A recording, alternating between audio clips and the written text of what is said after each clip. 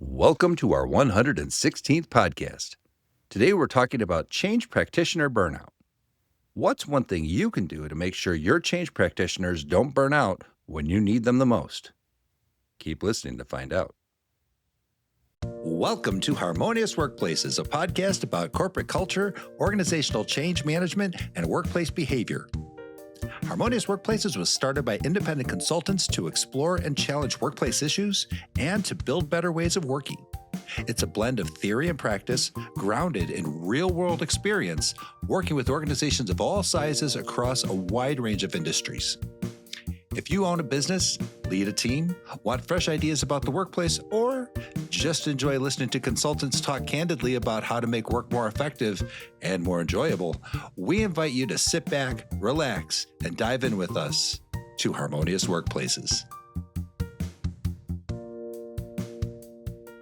Hello, Harmonious Workplaces listeners. Welcome back to our podcast. I'm Rich Cruz, an organizational development practitioner, and this is Ben Kleiman, our resident certified change management professional and all things change guru. Hey, Ben, how are you? Hey, Rich, how are you? Good. Change guru. Wow. Change guru, man. It just gets loftier and loftier every time. Eventually we'll make you change emperor. So, Ben, we have talked a lot about stakeholder engagement. We've talked about communication. We've recently had guests about, the whole everything with AI and HR and sure. And we've been talking a lot about why all that matters in terms of knowledge to performance and that whole model that we've had and that was written up in TD Magazine. Sure. That we're doing all of this stakeholder management, and we're using tools like AI for a reason in terms of getting better outcomes and helping people through a change more effectively, more efficiently, more emotionally supportively, building better environments, all of that. So there's reasons for doing this to support ultimately the vision, the why, those outcomes that we're trying to achieve for our company, our customers, our clients, our stakeholders, that kind of thing. Sure. Yeah. And speaking of TD Magazine, Ben, we have some news. Right? We had an article published at ATD. So thank you so much, ATD, the Association for Talent Development. We had our article on overcoming change resistance, right? Published. Right. The ATD blog just published the other day. Yep. Fantastic.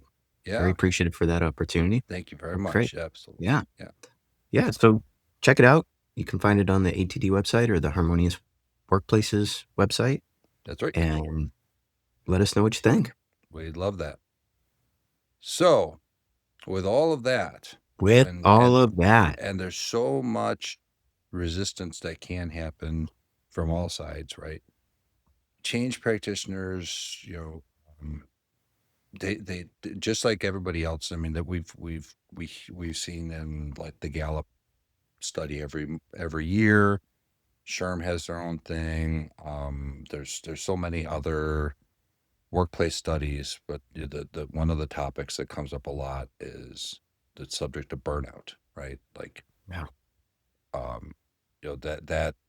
that is something that psychologically, affects us psychologically, affects us physically, affects all those things, right?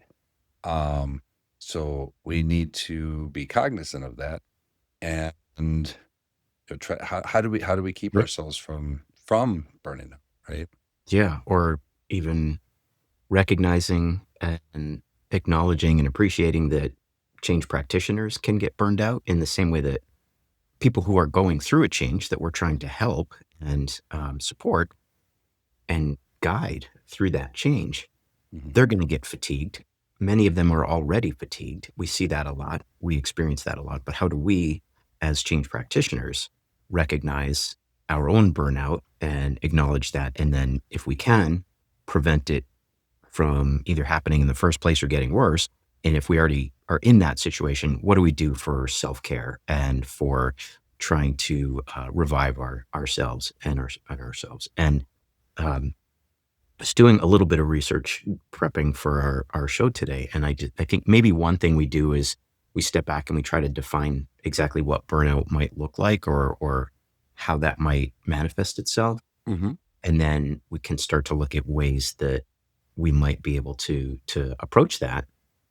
And if does that sound okay? Sounds perfect. Okay, Absolutely. Yeah. cool. Yeah. One of the things that I was starting to see that there is not, unfortunately, a lot of research or hardly any research that focuses specifically on burnout for organizational change management practitioners and professionals. Right. There's a ton of burnout research. Yeah. All other kinds of populations, but yeah, not Right, the change exactly. practitioner itself. Right. Yeah. And there's a lot of stuff that is very adjacent in terms of research on change fatigue, research on burnout for nurses or therapists or things Right. like that, research on burnout in the workplace in general. But there doesn't seem to be a lot of research specific to organizational change management practitioners Sure. as a role or as a profession, so that anyone looking for a PhD thesis, there you go, There you right go. there. And there's We probably a teed statistically that one up for you. significant, that's right. There's probably a statistically significant population of change management professionals out there I that should get a hold guarantee of you that. that that is something that any of the major change management groups, professional organizations, societies, consulting companies would get 100% behind and Sure. help you find a large enough N that you could do a credible quantitative study. Yeah, right, right. Well, if I can put this into the context of success, right? And if we look at ProSci has their success triangle, right? That says that success is the kind of harmony among, yes, this, yay, Was of DDP guy? it's our so we've got sponsorship, right, Yeah, as one of the corners of this triangle. We yeah, have the project management, which is interesting because we talked about that just a few episodes ago, right, and then we right, have change management. right. Well, if any of these are out of alignment, right, Mhm, mhm. we're not going to have that success, right? Right, That's going to right, happen. So right. if your project managers are burned out, you know, all kinds of quality issues can happen. If your change management practitioners are burned out, we've got significant problems there Mhm, because mhm. we can't. I mean, we're really trying to deal with the people side of things, right? So, and not to mention, the leadership part of things. There there's a significant amount of friction that can happen up at the top, which is why things like coaching and workshops for conflict resolution are important on the change management side, right? To be able Mhm, to, mhm. effectively resolve those conflicts in a healthy way so we can continue on, Right, right? But right, that that in itself can cause, a significant burnout right, by the change right. practitioner. And one thing that makes that dynamic interesting and maybe complicate things even more is that you have leadership, which often, when you're talking about more senior leadership, they have some level of agency Right, and control, whereas folks like change managers and project managers often have limited amounts of agency and very limited amounts of authority and right, control. And so absolutely, their self efficacy can be somewhat constrained in a way that's different from leadership. And so that adds to some of the stress and the challenges that are probably both experienced and experienceable to change managers and yeah, project managers that might contribute to that burnout. right, But just to sort of define so everyone kind of understands, or maybe so at least you and I get on the same page about burnout. One of the things that I was seeing is that burnout is often defined as having elements of exhaustion, cynicism, or distance, mm, and reduced efficacy. And so you're exhausted, you can't absorb any more emotional burden. you're feeling some sort of cynicism or distance from the work in terms of whatever I do, it Is won't it gonna matter. it won't matter, yeah. The organization's not going to change. The leadership is not going to accept this Sure. suggestion, whatever it is. The meaning goes out the door, right? The meaning is out the door. So you don't have emotional ability to absorb anything anymore. Right. You're cynical or you're distant because you don't think people will um, respond well to what you're doing. And Sure. then you feel like there's some level of reduced efficacy that no matter what you do, no matter how good your work is, it's all still going to fail. So there's some of that kind of cynicism, but also you just feel like whatever you're doing is not working. Your Sure. self-efficacy is kind of, your feeling of self-efficacy is diminished. So Right. Can I those actually do this yeah, work, right? yeah, And it's like, oh, and like you said in that second part, and if I can do it, is it even right? right, right. And so that professional efficacy um, can be tough because as change managers, in the same way that maybe project managers with little, often little authority to tell people exactly what to do and to get them to do it because of hierarchical status or some sort of other attributable status. You're you're meant to deliver outcomes that are very visible at the end of the day, but Sure. you have such little control over that. And so all of those things can be really hard. Yeah. Yeah. That Does makes that sense. sound like a reasonable definition of burnout? It does. It Does that does. resonate with, I mean, you and I have both experienced burnout on projects or in roles that we've had. Does that Sure. resonate with your experience, Very much so. health experience? Absolutely. Yeah. Yeah. I mean, that creates that those elements, those three elements that you just talked about, those are the kind of the causes of burnout. Although, um, there's something I want to add to that, but Yeah, please. if we could take a break, come back for that, Okay. um, maybe Building on burnout that'll help when us. we come back. Okay, we'll be right back. Oh, hi. I'm Hermie, the HR hermit crab. So, if you've ever sat in a meeting thinking, are we all talking about the same thing? I have a book that might feel very familiar. In my third cartoon book, Trust Fall Pratfalls, you'll find a collection of short, funny workplace moments. The kind that make you laugh and then immediately think, yeah, we do that. We cover things like unclear priorities, communication that somehow creates more confusion, leaders who mean well but miss the mark, and employees trying to make sense of it all. It's basically a highlight reel of how the heck did this happen? But each story also contains evidence based, valuable information such as simple ways to communicate better, practical ways to support your team, and small changes that make work a little more, well, workable. You can finish each story in just a couple of minutes and actually use the lessons the next day. Plus, it's a cartoon book, so you can leave it on your desk and be the envy of all your cubicle mates. Check out Herbie the HR Hermit Crab Trust Fall Pratfalls, available now on Amazon. Visit www.hermiehrhermitcrab.com or www.harmoniousworkplaces.com/Herbie. Oh, and if you see your workplace in here, maybe don't read it out loud in the next staff meeting. Make change your friend. Bye. And we're back. So Ben, before we went to the break, you were talking about three things that define burnout, right? Mhm. So lack of self-efficacy.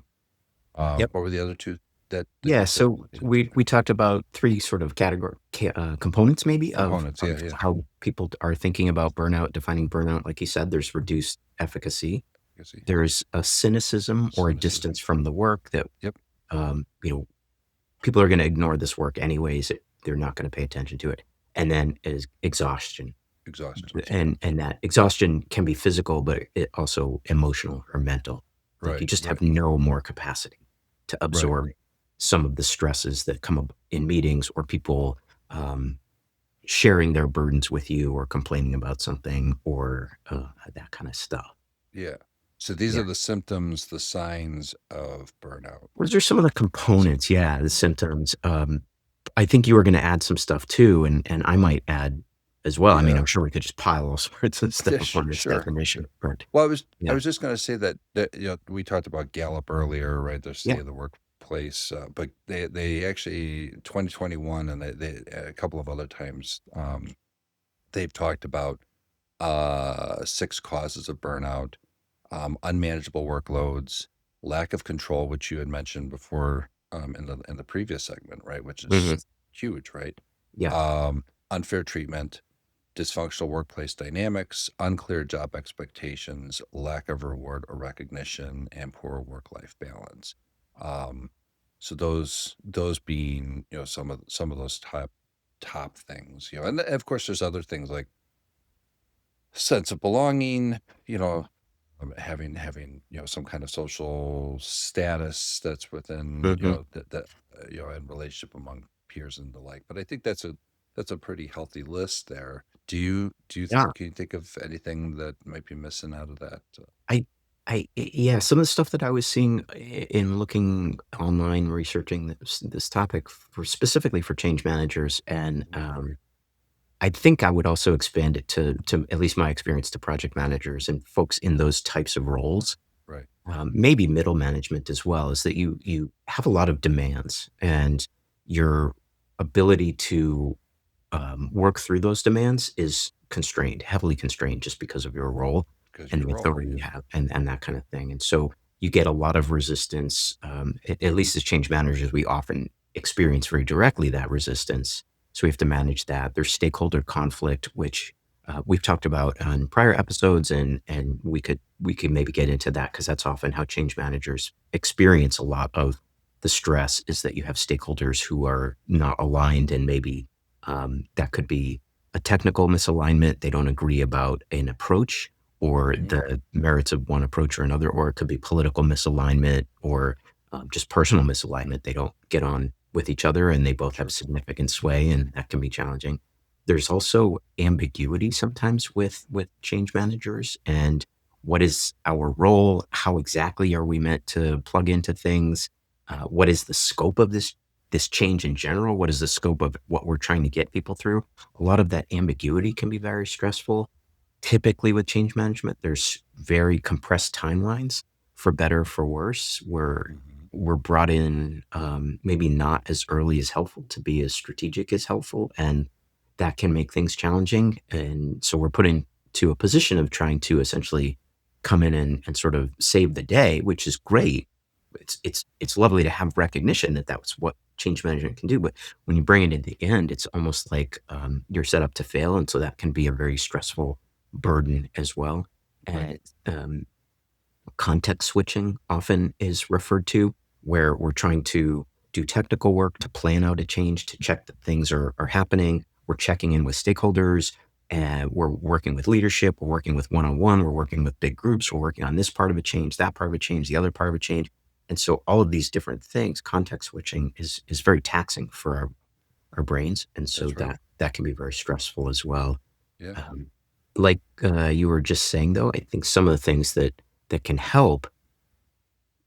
There's before we get into the things that can help. Does that kind of make sense? Does that sort of round Perfectly. out your list of Yeah. why this Yeah. becomes so stressful and Yep. Yep, for sure. And I mean, and then to what you said before, right, is like because we don't have the authority, right, the power to do something. Our feelings of how effective am I going to be in this because I can't pull the levers, right? Can only tell you what levers to pull and that type of thing, right? That lack of control can really significantly weigh in on us, especially when we're like, but I told you this is what we have to do, and I'm being held responsible for it, but you're not going to pull that lever.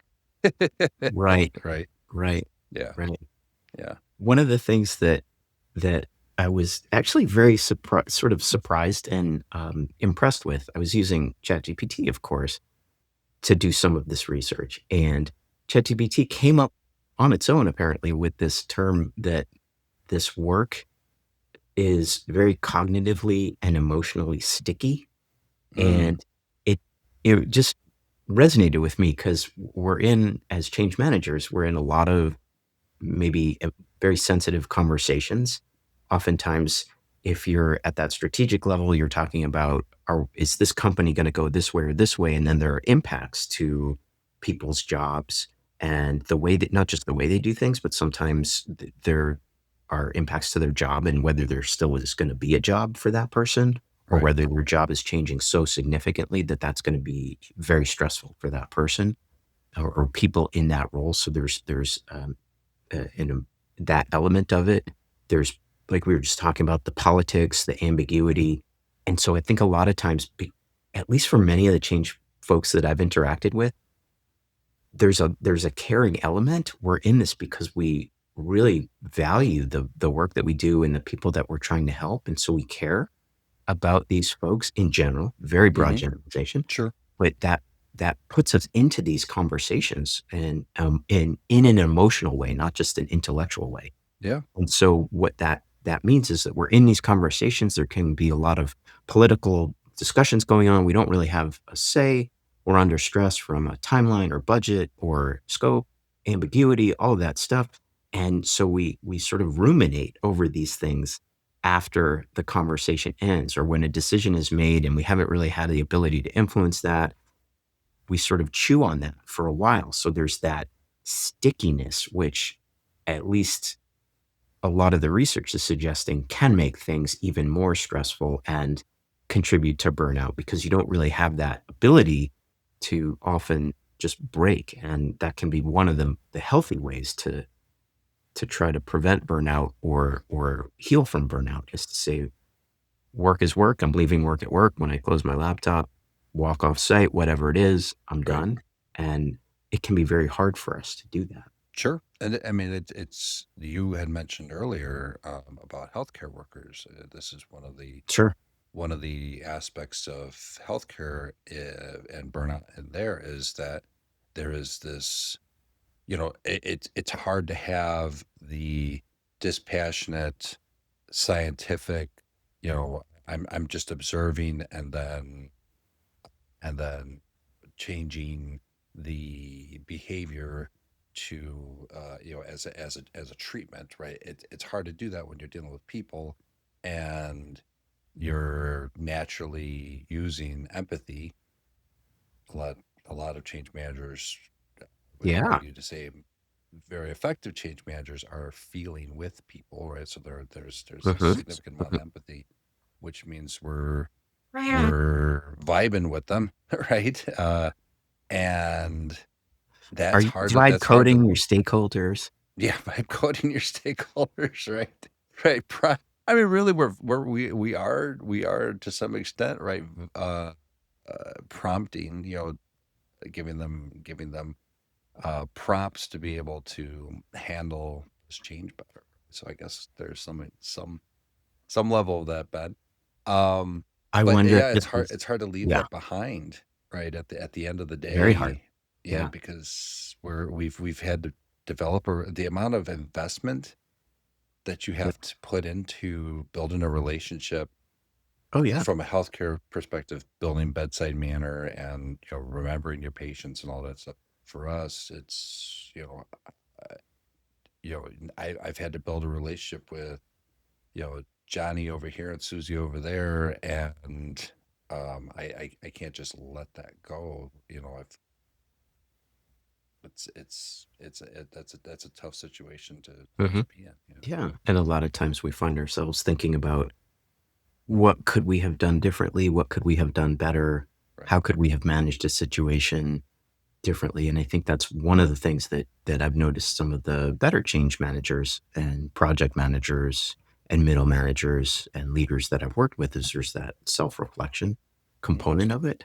And at least for me, that's very hard to time box. Sure. It's very hard to say, I'm only going to self-reflect between 9 to 5, and then go Right. away and not do that Sure. until the next day. That doesn't, at least for me, that doesn't work. And so Right. that's that's a challenge sometimes for change practitioners. Absolutely. Sure. Yeah. Well, Ben, we got to take a quick break here. Right. But when we come back, so we've kind of defined burnout, causes, all that. How can we avoid this burnout phenomenon, Yeah. or Right. at least mitigate it to some extent? Right. Right. Right. Okay. You ready to do that when we come back? Ready to do it when we come back. Okay. We'll be right back. Oh, hi. I'm Hermie, the HR hermit crab.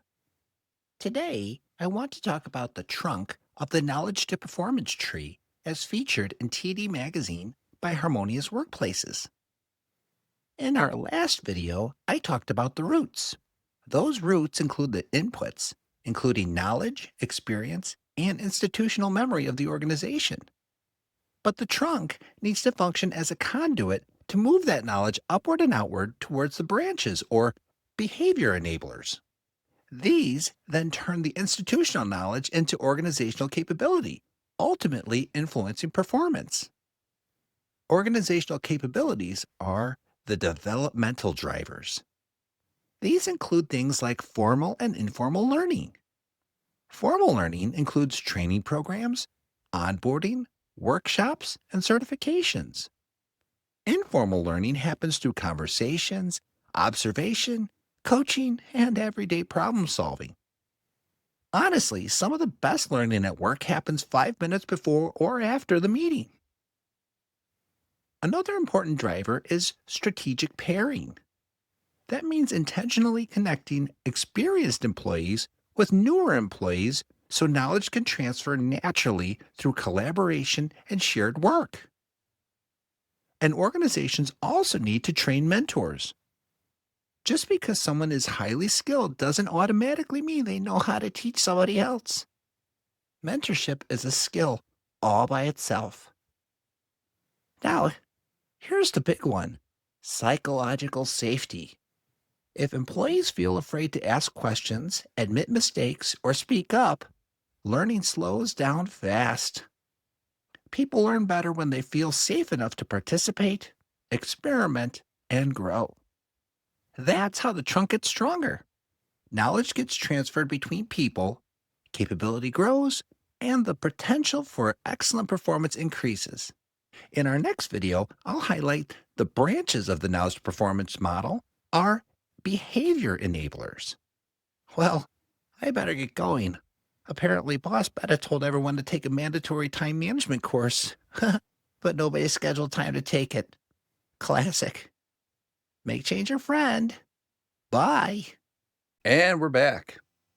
Ben, we've been talking about burnout. We've been talking about Defining burnout, symptoms, causes. causes, but how do we avoid it, fix it, mitigate it, whatever it Right. is? How Right. how do we effectively do the job that we do and not suffer out during work hours and off work hours, if that makes sense? It totally makes sense. Yeah. Yeah, it Yeah. totally makes sense. Some of the research that I was seeing is suggesting that there are two components maybe that we should be thinking about.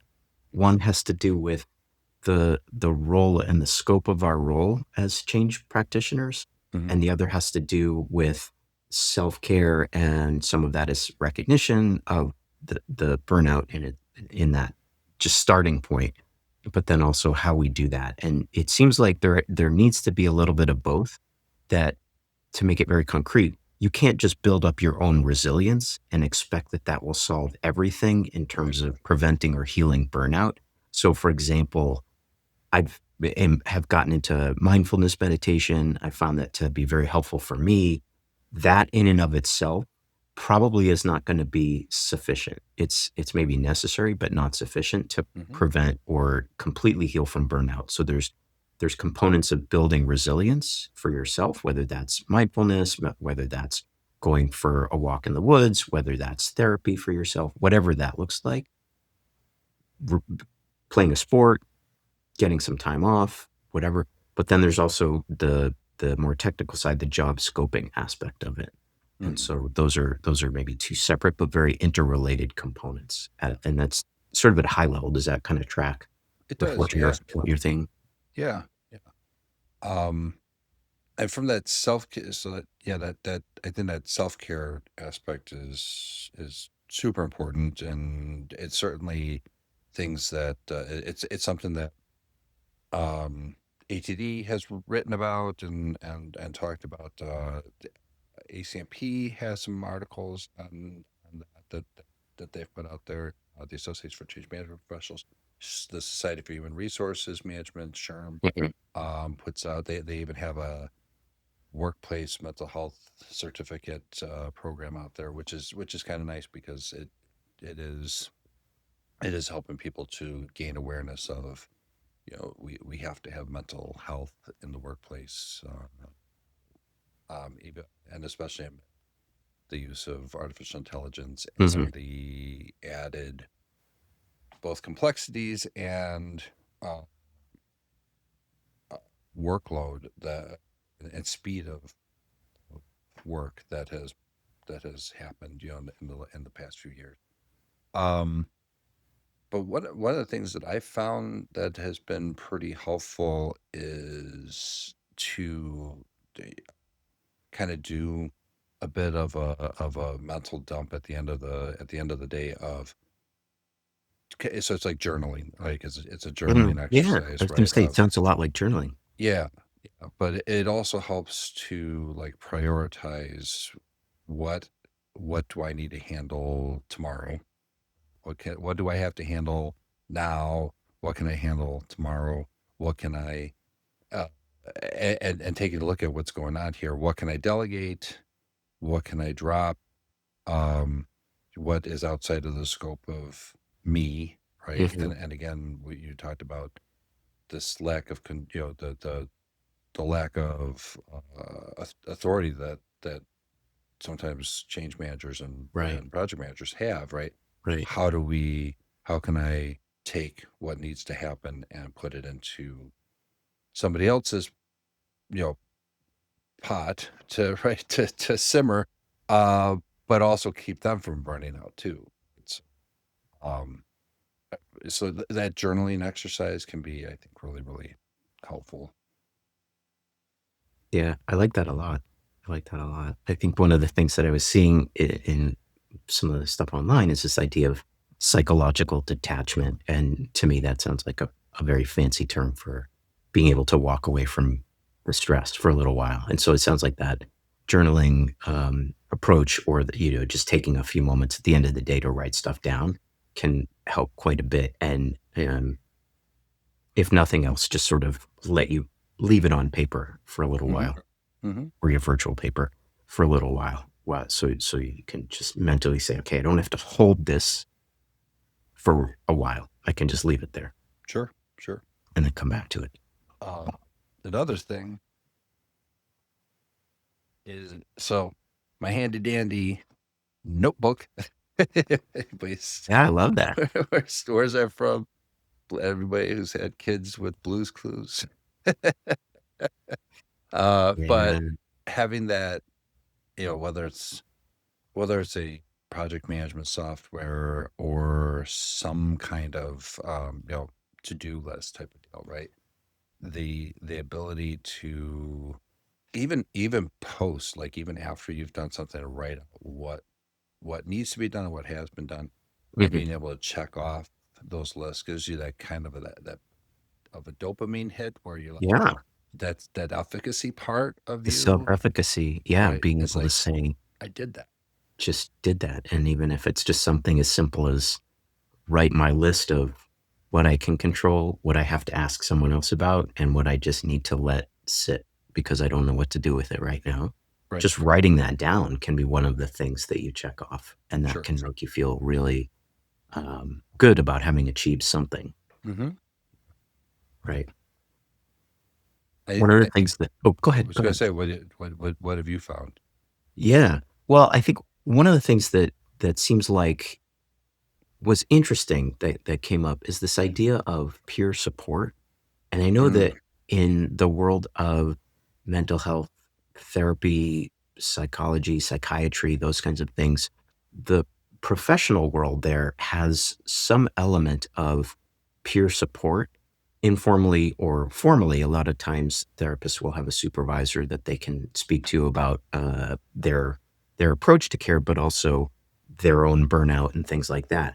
And whether it's one-on-one um, kind of relationship like that, Hmm. or if it's a peer group, I think that's something that maybe change practitioners can take advantage of. I haven't seen a lot of that in the world of change management or project management, aside from conferences where people come together and naturally just sort of talk about things that they've been working on, which is great. Aside from maybe message boards or chat groups, things like that, which it seems like is um, advantageous or sort of not as formally structured as some sort of peer group where you meet every week, Sure. or where it's not as it's a little more coincidental maybe than having Yeah. that structure. And I wonder if having that structure might be something that change managers and maybe project managers could benefit from, in terms of just giving an off ramp to some of those stressful situations, knowing that you're going to have people that understand what you're going through, hear you, support you, guide you if you want it, coach you, that kind of stuff, Yep. validate what you're feeling. Those seem like they might be ways that we could take advantage of our peers in a good way to help us with burnout. Yeah. Well, and that's interesting, Ben, because there are, you're right. I haven't seen anything like that for change management professionals or project managers or, any of those specific Mhm. roles. I have seen this with human resources. There are Okay. some places like, the HR hot seat where you can actually come into a meeting and then you come in with like one specific issue and you get Uh-huh. put into a breakout room and you talk about the issue and then people are supposed to ask qualifying questions and then they can offer solutions within a short amount of time, right?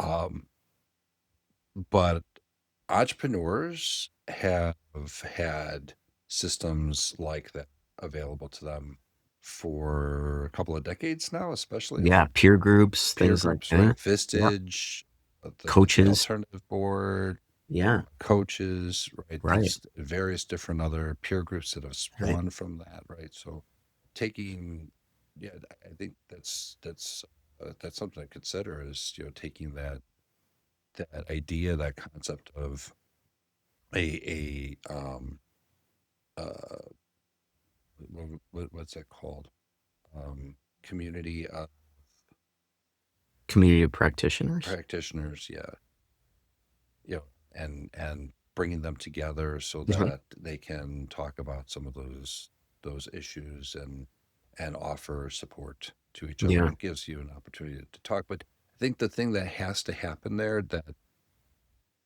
like Vistage and the alternative board and some of these other places have, is to have a trained facilitator for something like that, I was just where, gonna say it has to be facilitated. yeah, It can't be just sort of spurious. right, yeah, a great fest does not go No, anywhere, not. right? I mean, it can be helpful, but it won't really go where you need it to go Right, in the long run. But sure, also having someone facilitate that and have it be on a regular cadence, so right, it's not just um, advantageous or spurious. I think I'm struggling for the right word for that, but you have to have it somewhat coordinated and organized yeah, yeah, for it to be helpful. In the same way that if you ever seek out therapy, there's some level of organization to that, and cadence and structure, and a facilitated relationship there. sure, sure. I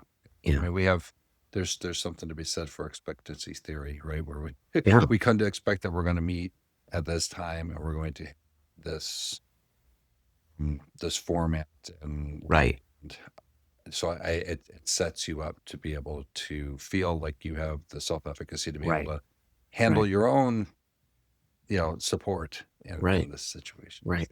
And then also on the flip side, to be able to contribute and help others, I think there's that feeling of being able to help people, that altruism, Right. that feeling of maybe rebuilding some of your self-efficacy in helping others.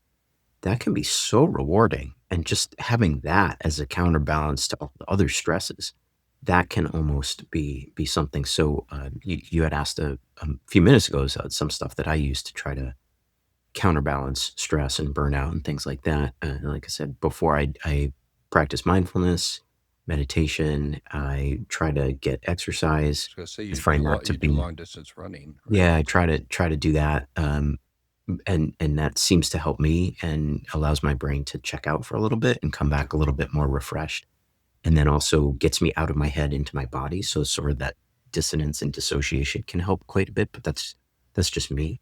Right. I find that can help quite a lot.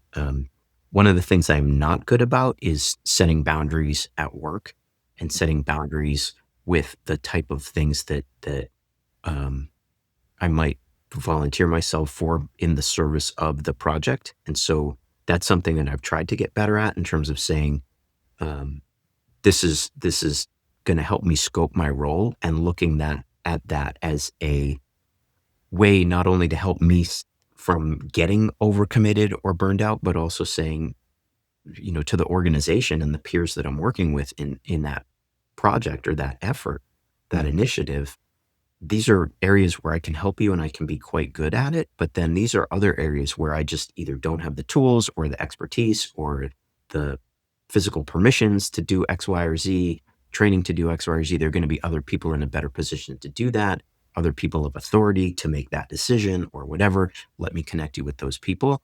And then they can do that much more effectively and efficiently. And I can do the other things that you've asked me to do in the first place to get this whole thing done. And so some of that job scoping is a journey that I've been on, and I Sure. think that's one of the things that we were talking about before. Is there's the scoping hygiene, and then there's the self hygiene, and so getting better at that scoping hygiene, I think, has been something that's helped me a little bit.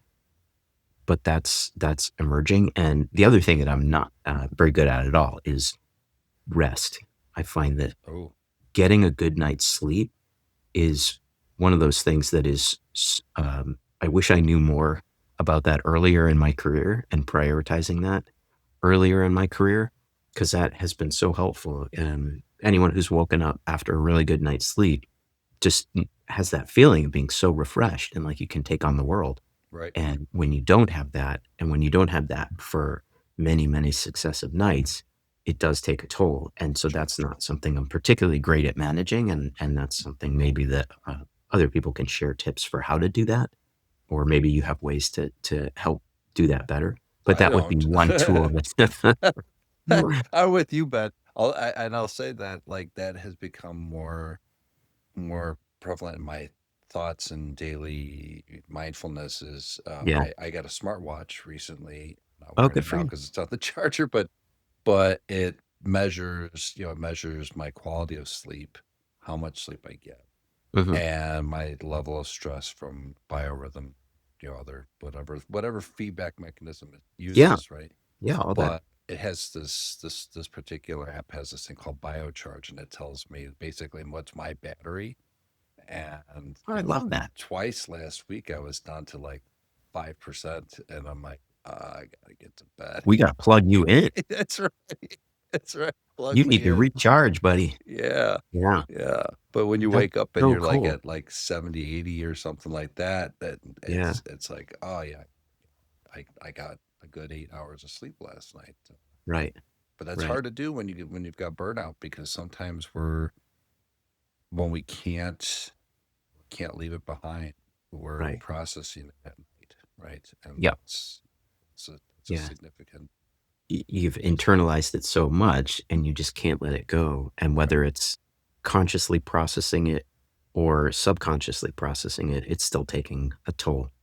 right, And so, yeah, I think one of the things that I've tried to do, or at least tried to get better at over the years, is saying, okay, this is something like you were talking about before, actually, which I loved, is this is something that I cannot control. And right, even just writing it down is good. And then I think for me also just recognizing it. Like, I cannot make this person behave differently. I cannot make this leader make a decision faster. I cannot make this person behave in a different way. I can try to coach them and help them and understand why it might be better to do X, Y, or Z. But at the end of the day, that person's going to do what they're going to do. And I think those are just examples, but I can't design this software system to be something that it is not. I can't convince this company to make a button red despite all of the things I've told them about why it should be red. Whatever it is, they're going to do what they're going to do. And I think just being able to say, you know what, that's out of my hands, letting that go, sometimes that is so hard to do because we care so much. But at the end of the day, when I've been able to do that, or even just say, this is not something I can control right now, maybe I'll come back to it tomorrow. Or let me take a walk, or let me take a nap and come back to it after that. Just that alone sometimes can be very recharging and help me. And so maybe that's one thing that people could take away is this idea. If you're not a runner, if you're not a big sleeper, if you're not someone who has a peer group that you can share your burdens with and get really good facilitated constructive feedback from, just being able to set something aside even for half an hour and come back to it after getting a cup of coffee or a cup of hot chocolate, whatever it is. Sure. That maybe could be very helpful. Absolutely. Yeah. Yep. There's a the podcaster Mel Robbins. She's written a book on it's let them, like just Let them. let I like them that. do their stuff, right? And that's it's off your plate, right? So Right. just Right. listen to them. What's so hard about that though is that you can let them do what they do, or like we were just talking about, you can say, okay, that person's going to make whatever decision they make, but then there are going to be implications and ramifications It'll be that tight. then you're going to be burdened with, That's right. whether it's cleaning up after the elephant or whether it's trying to rebuild things overnight because there's a whole different change of direction or whatever that is.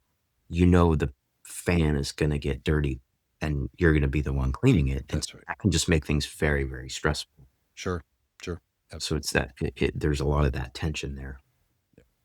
And none of this is none of these are all kind of strategies and tactics that have been in play, but none of it is a substitute for getting professional mental health. I was just going to say that. Yeah. If you're really burned out, or if you're feeling depressed, or if you're feeling overly stressed and you just can't get out of that loop, that cycle, you have to recognize that. And there is a very valid role for getting professional help, whatever that looks like for you, whatever opportunities you have for that. That's something that you should definitely take advantage of. And I love that over the last 10 or 20 years, the stigma around professional help has been dramatically reduced. And so I can't tell you how many people I talk to that freely and willingly and are proud to admit that they have a therapist for X, Y, or Z.